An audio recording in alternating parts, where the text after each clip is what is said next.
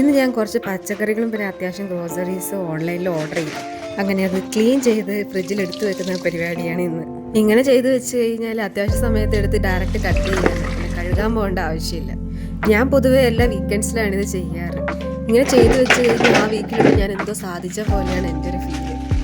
ഇത് iceberg lettuce ആണ് കേട്ടോ. ഇത് വാങ്ങിച്ചപ്പോൾ തന്നെ അതിനകത്ത് കുറച്ച് വെള്ളമയം ഉണ്ടായി. നമ്മുടെ ഫ്രിഡ്ജിൽ ഏത് പച്ചക്കറി എടുത്ത് വെച്ചാലും പ്രത്യേകിച്ച് ഇലവർഗ്ഗങ്ങൾ വെള്ളം ഇല്ലാണ്ട് നല്ലോണം ശ്രദ്ധിക്കണം, അല്ലെങ്കിൽ പെട്ടെന്ന് കേടായി പോകും. ഇതൊക്കെ ഞാൻ പ്ലാസ്റ്റിക് കൊണ്ട് കവർ ചെയ്യും കേട്ടോ.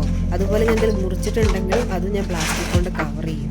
അങ്ങനെ വെച്ചാൽ കുറച്ചുകൂടെ നാളെ നിൽക്കും. പിന്നെ ഒന്നുകൂടെ ഞാൻ ചെയ്യാറുള്ളത്, പച്ചക്കറി വെക്കുന്ന എല്ലാ ബോക്സിലും ഞാൻ കുറച്ച് പേപ്പർ എടുത്ത് വെക്കും. എന്നിട്ട് ആ വെള്ള അംശമൊക്കെ അതങ്ങ് വലിച്ചെടുക്കും. അപ്പോൾ പച്ചക്കറിനെ കുറച്ചുകൂടി ഡ്രൈ ആക്കി വെക്കുകയും ചെയ്യും. അതുപോലെ കുറേ ദിവസം കൂടി നിൽക്കും. സമയം ഉണ്ടെങ്കിൽ ഞാൻ ഈ ചീരയും കഴുകി വെക്കാറുണ്ട്. പക്ഷെ കഴുകി കഴിഞ്ഞാൽ അതിൻ്റെ വെള്ളം ഉണങ്ങുന്നവരെ നമ്മൾ വെയിറ്റ് ചെയ്യണം. അതുകൊണ്ട് ഇന്ന് ഞാനത് സ്കിപ്പ് ചെയ്യാണ്. അങ്ങനെ ഫ്രിഡ്ജിൽ എടുത്ത് വെക്കാനുള്ള പച്ചക്കറികളൊക്കെ റെഡി ആയിട്ടുണ്ട്. ഇതാണ് ഞാൻ എടുത്ത് വെക്കാറുള്ള ബോക്സ്. എല്ലാ ഐറ്റംസും വേറെ വേറെ ബോക്സിലാക്കി വെക്കും. അങ്ങനെ അത്യാവശ്യം ഈ ആഴ്ചത്തേക്കുള്ള തന്നെ റെഡി ആയിട്ടുണ്ട്.